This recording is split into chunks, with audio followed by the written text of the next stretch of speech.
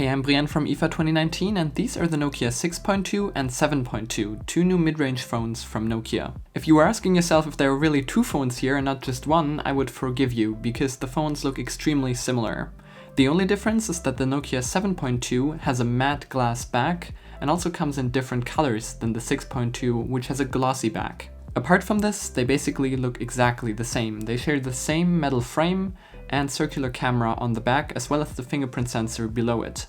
And you can also see on the back that there's an Android One logo, meaning that both of these devices are part of the Android One program, so they receive updates for 2 years and security patches for 3 years. What the pretty much identical design also means is that you have the same display on the front. Both feature a 6.3-inch Full HD LCD that is also HDR10 capable, and they also both have a water drop notch.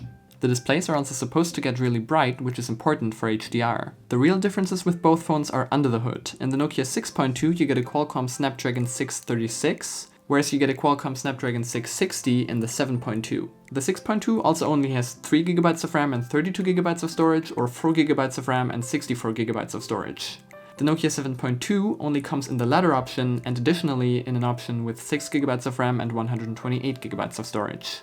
But to be honest, from using the phones on the show floor, I couldn't really tell that big of a difference in performance between both of those phones.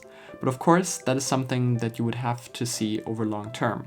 What is a bit of a bummer as well is that the 6.2 doesn't support AC Wi-Fi, but both feature the same high-capacity 3500 mAh battery.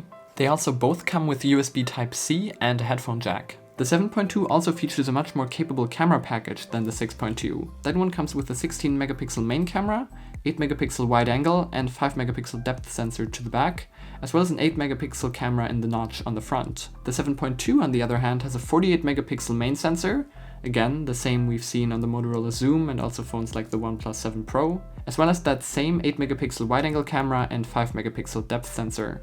The camera on the front is 20 megapixels however. What is nice to see though is that both support 4K video recording, both with the main and the wide angle camera. Both come with Android 9 out of the box, but should get updated to Android 10 pretty quickly. And of course, because they're Android One, you have super stock Android on both of these phones, which is really nice to see. The 7.2 will be available starting this month at €299, whereas the 6.2 will launch in October at $199. Overall, these two phones seem like some pretty compelling options when it comes to mid-range smartphones. The 6.2 should represent a pretty good value at $199, and if you want some more upgrades in the camera or performance department, the 7.2 isn't a bad option either.